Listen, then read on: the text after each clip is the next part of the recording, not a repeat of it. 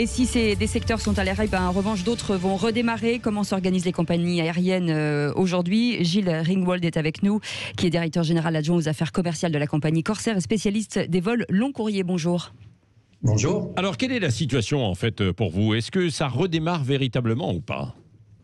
Alors oui, ça redémarre. Heureusement, ça redémarre.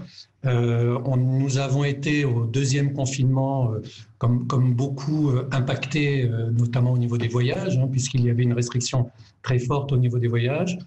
Et nous avons pu constater, suite à l'allocution du président de la République le 24 novembre dernier, un engouement très très important et une reprise de la demande qui a été multipliée par 3, notamment pour les fêtes de fin d'année. Et ça a été très positif, évidemment. Oui, alors ça, c'est à destination parce que vous avez des destinations beaucoup à l'étranger, les Antilles, les îles Maurice, etc. C'est exotique. Des Français qui ont envie de partir là-bas. Il y aura des conditions précises pour pouvoir partir? Alors, effectivement... Conditions sanitaires, je veux dire.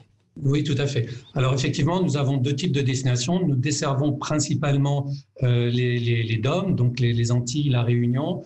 Pour aller dans ces départements, il faut évidemment avoir un test PCR ou un test antigénique négatif. Donc ça va rester pour voyager. En ce qui concerne les autres destinations, alors certaines de nos destinations internationales soit sont toujours fermées, comme Maurice est toujours fermé, soit ont des contraintes extrêmement importantes, comme le Canada, comme Montréal, donc nous n'opérons pas. Et puis d'autres destinations comme Abidjan, que nous desservons également, où là, il y a un petit peu plus de souplesse pour se déplacer, mais avec toujours des restrictions sanitaires. Et dans les avions pour les Antilles, effectivement, les Antilles et la Réunion, ouais, il y aura un test nécessaire, ouais, mais finalement pas très contraignant et très apprécié d'ailleurs par nos clients. Et dans, les avions, comment ça se passe? Est-ce que c'est un siège sur 2? Est-ce que le port du masque est obligatoire, bien sûr? Non. Alors non, il n'y a pas un siège sur 2. Oui, le port du masque est obligatoire pour nos passagers comme pour nos équipages du reste. Et vous savez que dans les avions, le conditionnement de l'air et le filtre de l'air est fait par des filtres très spéciaux qui sont des filtres utilisés également dans les salles d'opération, pour les opérations chirurgicales. Et donc, l'air est extrêmement sain. D'ailleurs, il n'y a eu quasiment aucun cas de personnes contaminées au cours d'un voyage en avion. Donc, en ce qui concerne les avions, il n'y a pas de problème. Donc, oui, le port du masque est obligatoire pendant toute la durée du vol. Et également, pour donner encore une sécurité maximum à nos passagers, nous avons équipé les tablettes, donc les tablettes devant les sièges, de films qui sont également des films qui sont 100% sains et antimicrobes. Ouais. Est-ce que vous faites des conditions de promotion pour essayer d'attirer en fait de nouveau les touristes? Parce que c'est pas évident quand même, il y a l'hésitation de la part de beaucoup à ce genre de destination, non, aujourd'hui?